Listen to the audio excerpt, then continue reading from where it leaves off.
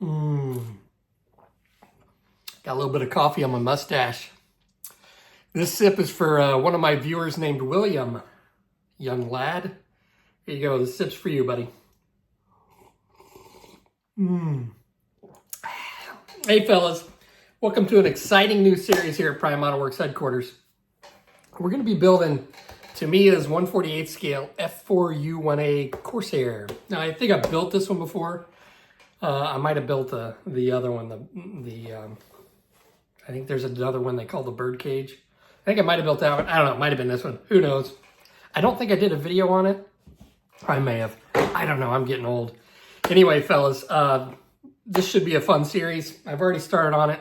I've got a lot of the hard stuff done. And I kind of just walk you through some of the issues that I run into. Kind of like my other videos. I was going to do this a lot sooner, like a month ago, right after I did the F16. But started having some gallbladder problems, and then had to go in to have my gallbladder removed, and that kind of sucked. Everybody that told me that they knew somebody that had a gallbladder removed, oh, it's no big deal. It's not bad. I thought it sucked. But anyway, got that over with, and I'm feeling better and ready to model. So let's get on with the video. All right, fellas, so my initial plan was to put this thing in flight, but I think that's going to be a little more of a hassle than what I want to deal with right now on this kit. So what I decided to do is put it on its wheels with the wings extended. Now, the kit will have you glue the wing halves together, closest to the fuselage, glue those together, and then glue the outer wings together as well. So that way you can decide later on if you want them in the extended or the retracted position.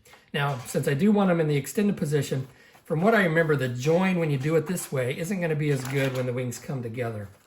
So what I've done is I watched a video by Chris Becker on Becker's Models on how he did his. So basically what he did is he took some plastic card and he glued the bottom wings together and the top wing portions together using the plastic card on the inside.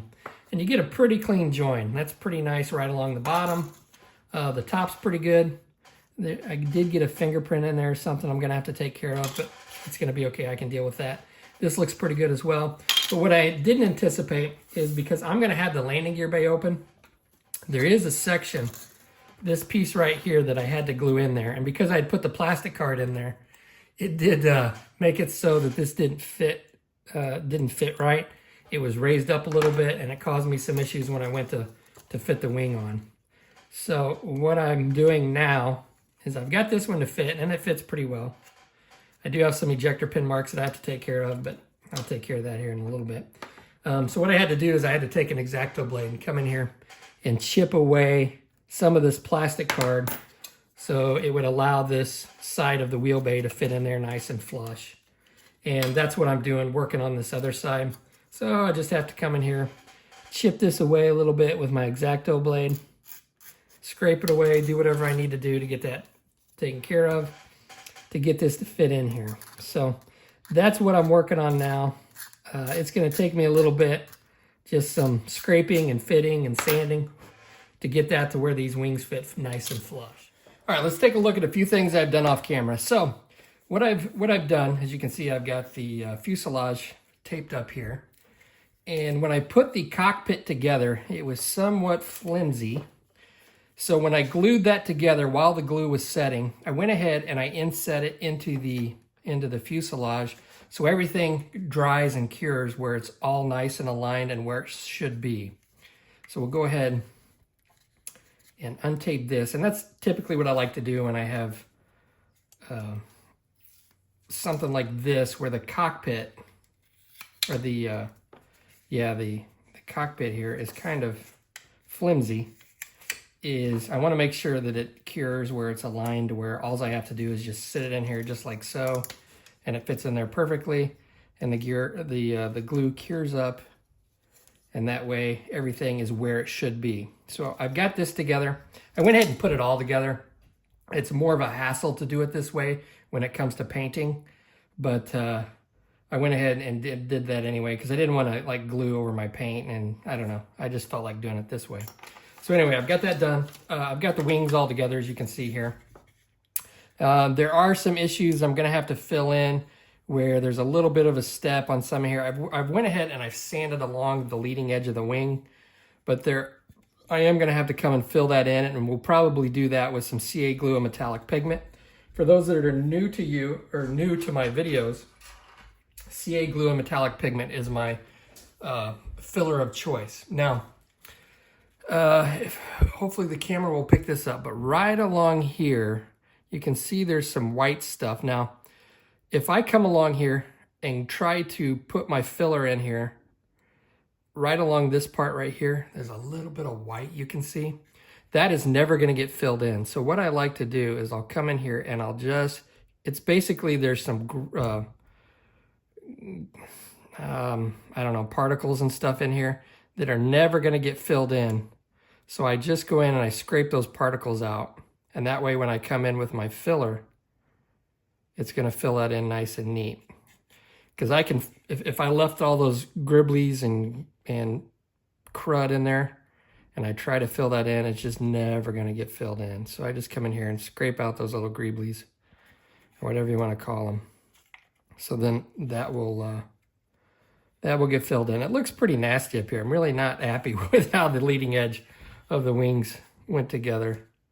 It is going to take some filler, but I'll take care of that. And then I've got a few little issues like right here where there is a bit of a gap, but I can fill that in with some of my Testors filler and then wipe that away with some isopropyl alcohol. Right along here, it's not very good either. So I'm really not happy with the leading edge, but we'll get it fixed up. No big deal. One issue too is, this flap right here on the, it looks like the right side, it has a hole there, and then they tell you to fill it in. So what I'm gonna do, or what I've done, is yesterday I took some of my Magic Sculpt. Now there are a number of different ways you can fill this in. Some people use sprue, they'll melt sprue and put it in there. I just used some of my Magic Sculpt, which is a 2-part resin, and I filled it in, and I left it a little bit proud. So what I'm gonna do is I'm gonna take my scalpel, and we'll go ahead and get a brand new blade on my scalpel. I forgot what brand this I think I just got these off Amazon or something. These are Scalpel with scalpel blades. They come in these individual little packs. And they're really inexpensive. I got like hundreds of these. And they're really cheap. And if I ever have to do surgery, then I can go ahead and I can use these as well for surgery. But I'm not a doctor. So anyway, I'm just gonna take my scalpel and I'm just gonna start shaving this down. Now typically, this stuff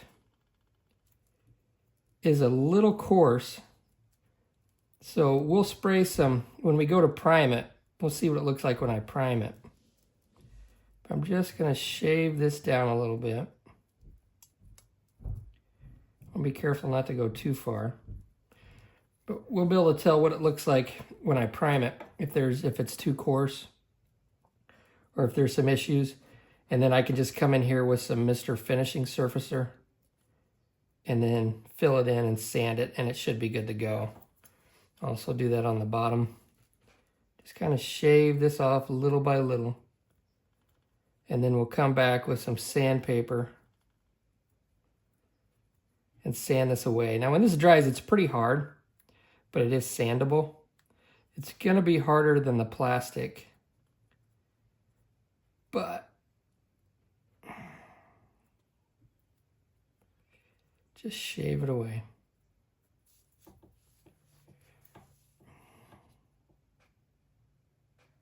Now I could have came in here and I was gonna fill it in with some CA glue and hit it with some accelerator. But since I had this out, I thought I'll just go ahead and use this. It'd probably be just as easy. Okay. I've got a piece of sandpaper here. Just gonna sand this down. Get it all nice and smooth.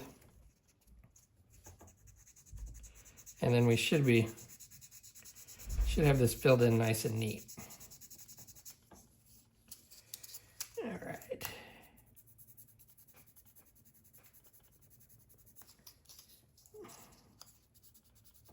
My sandpaper's kind of worn away. This is 300 grit, I think. I think this is 300 grit, but I've used it a lot, so it's probably like really fine. So I'll probably get some new sandpaper, but you get the point. I'm just gonna sand this down, get it all nice and smooth, and then that should be good to go. Now, I went ahead and I put the engine together, and I like how simple this is. Pretty simple. I will probably add some wire and probably just on this front here, because I think there are wires that are supposed to go from here to here and then back here to here. I will probably do that, and I may show that, I may not, but I'm just going to use some of my lead wire. Let me find some.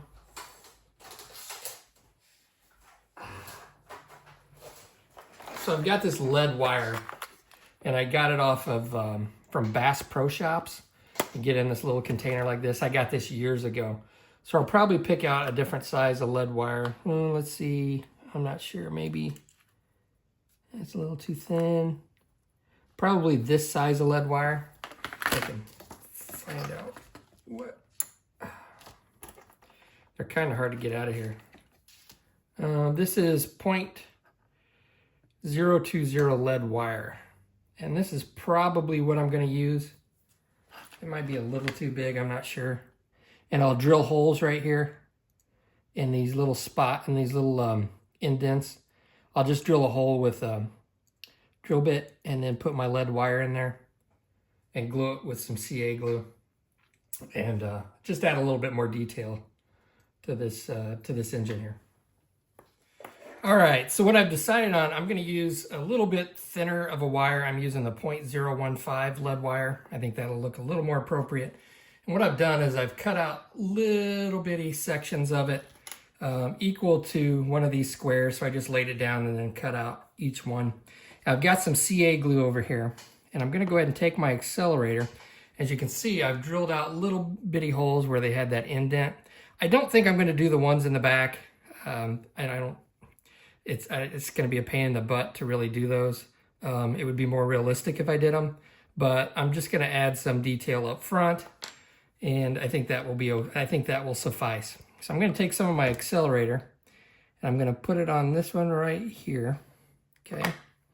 And then I will take a little section, dip it in some CA glue, and I've got a mixture of thin and thick CA glue. And I'm just going to come in here. Oh, man. You can see why I'm not doing the ones in the back.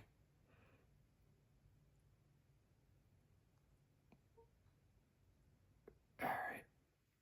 And I'm just going to leave it like right there.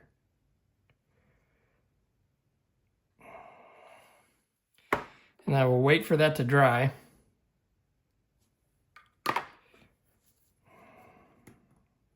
My hands are really shaking this morning. It's like I got Parkinson's disease or something. All right. Stick it in there.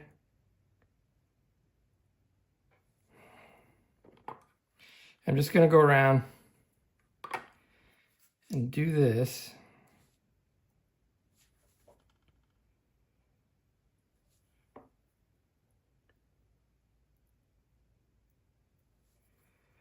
Just like so. I'll probably have to cut some of these off. So I'll just take my little nippers.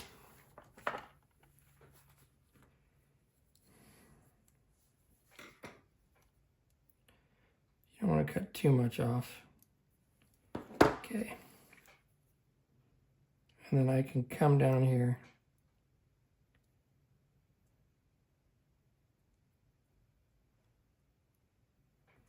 And put them down just like that. Cut a little section off here. Oh, this one didn't get glued in, did it? All right. A little more CA glue.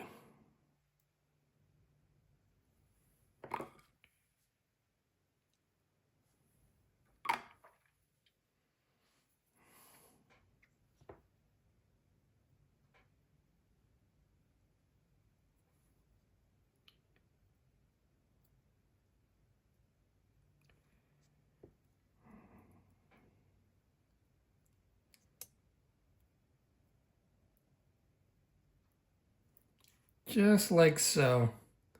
And I can add that little wire detail in here.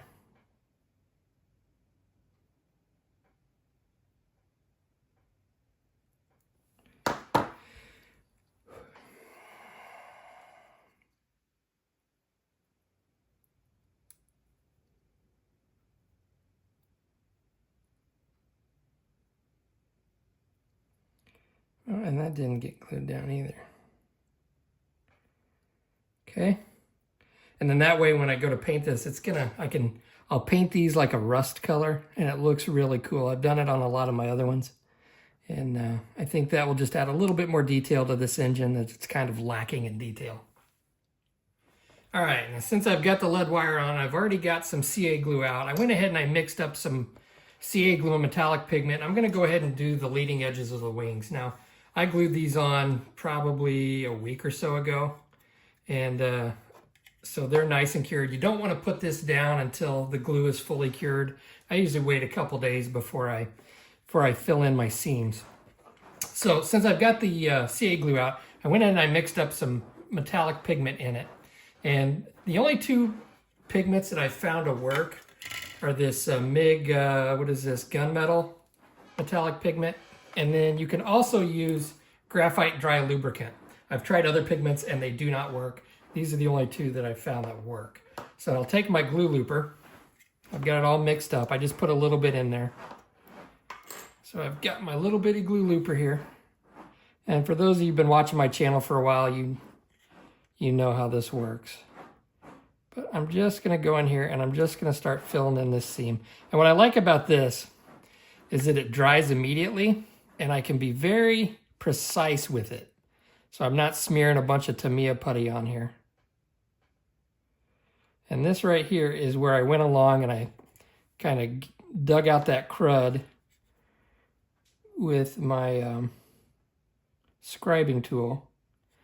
Just gonna put this along here. Now, typically I'll use, for CA glue, I'll use this Zap-A-Gap Thin CA.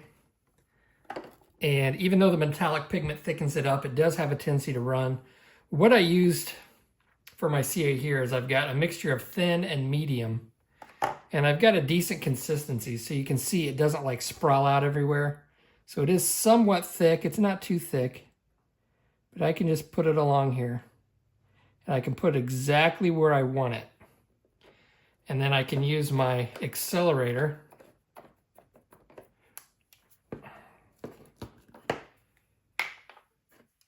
And I can just squirt it. I'm going to try not to spray my my CA mixture right here. Put this over here. I can just spray it and it will cure pretty quickly. And then I can just come along with a sanding stick and smooth it out and contour it. Okay. All right, so what I'm doing now is I'm just sanding off the CA glue metallic pigment, and most of it actually gets sanded off. So if we'll take a look here, get a light over here, see if we can light this up a little bit better. But the majority of it gets sanded off, so you can see there where I scribed that that little area, and it feels pretty smooth. It's really going to be hard to tell unless you run your finger across it, whether you got it nice and level. So a lot of times what I'll do is I'll start off with like a sanding stick and I'll knock down the high areas with my sanding stick. Now there is like a scribe line around these gun ports, and I don't know of a good way to rescribe those in because they're a circular shape and it's on this portion of the plane where, I mean, if it was just a flat area, I could do it. But right along here, it's really not going to be that easy to do. So I'm just going to live with some of my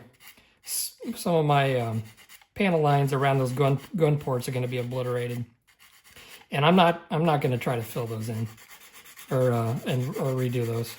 So I'm just knocking down the high part with this somewhat coarse sanding stick, just like so. Now this does get messy. So what I like to do is I take some isopropyl alcohol on a rag or a paper towel and wipe this away. Wipe the dust away.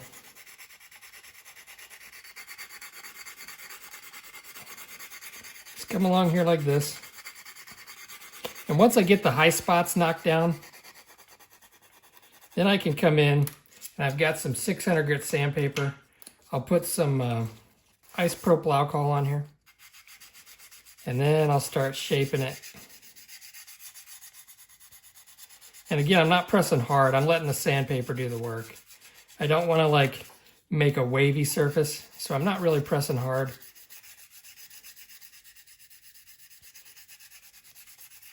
Just like so. And then what I can do is I'll come in with my 1000 grit and fanny sanding sponge, and then I can smooth everything out. And I've got some 2000 grit sandpaper that I can come in here and just polish it up. Now I'm just doing this quickly, just so you can get an idea how I do this. But I'm gonna work on it some more and make sure I got everything the way I want it. But on this side, it's nice and smooth, nice and rounded. I don't have any high spots. It's not wavy. Now, once I spray my primer down, I'll be able to tell if there are any issues. And then if that's the case, then I'll just come in. They shouldn't be big issues because it feels good. But if there are some small little issues or spots that need attention, I'll just use some Mr. Finishing Surfacer, fill it in, and then lightly sand it and smooth and get everything the way I want it. So that's basically how this is done.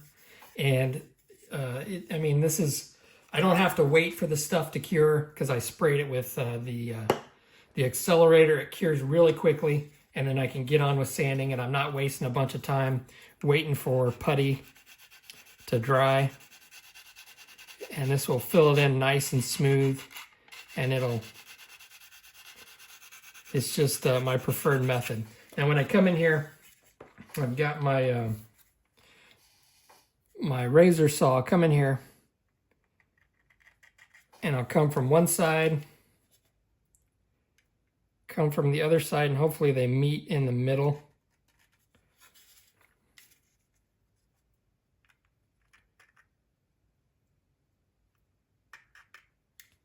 And I can scribe that panel line back in right across that leading edge of the wing, just like so.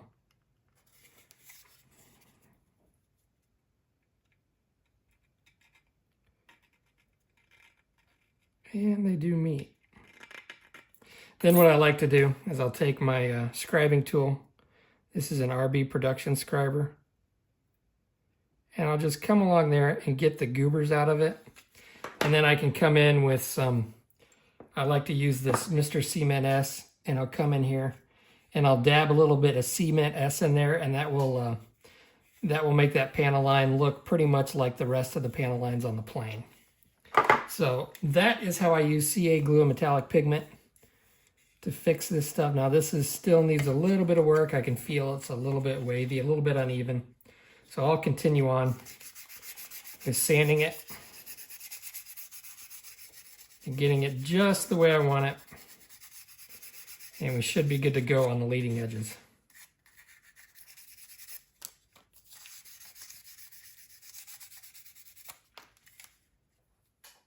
All right, let's go ahead and finish up this video. You can see I've got I got some parts painted.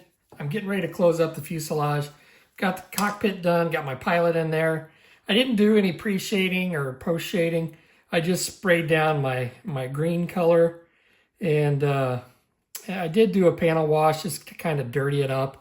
And in my opinion, in something this scale, you're not really going to see too much on the inside of the cockpit. It's pretty tight in there. So I didn't do too much as far as that goes. Now, keep in mind, you got to put this section here in. And I went ahead and did that before I put these two together, because I know that I'm going to have to sand and fill the seam line along the top. So what I wanted to do was make sure that I got the seams right along the side here all nice and as neat as I possibly could. Not perfect. I did have to do a little bit of sanding to get those to line up. But I think once it's painted, it's going to look pretty good. So since I do know that I'm going to have to sand along the top, I'm really not concerned about the fit along there. And it doesn't fit the greatest. There is a little bit of a gap right along here. As you can see, I will try to squeeze that together as best I can. But I'm going to have to fill that anyway, so I'm not too concerned about it. So the cockpit fits in there nice and snug. In fact, I don't think I'm going to have to glue it in there. Go ahead and put this down. Let's see. So I am ready to close this up.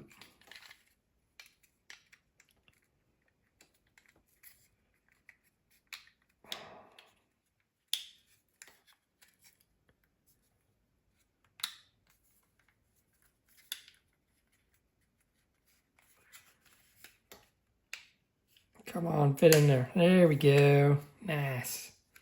All right, so what I'm going to do is I've got some pieces of tape down here. I'm going to go ahead and I'm just going to incrementally glue these together little by little and let it cure.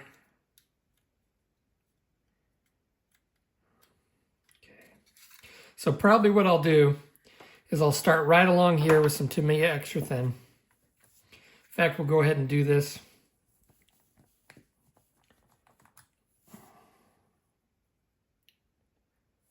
And I'm just going to do this little by little and try to get the best joint I can a little bit at a time. So I'm going to hold this here and let it kind of cure up. Kind of hard to tell if I got a step or not.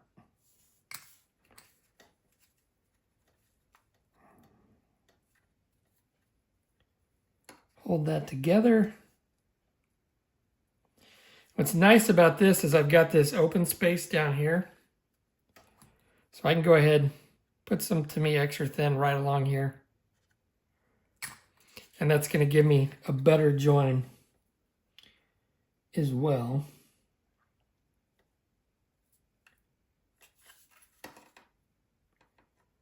So this is what I'm going to do. Now I'm not squeezing too hard because I don't want to deform the fuselage. I don't want to put a bunch of Tamiya extra thin in there and really squish it down because it does fit pretty well inside of the wings here. And I don't want to deform this very much because I do like the fit of the fuselage and the wings as it stands. So I'm going to get on with doing this. I appreciate you watching. And I will catch you on the next episode. See you, fellas.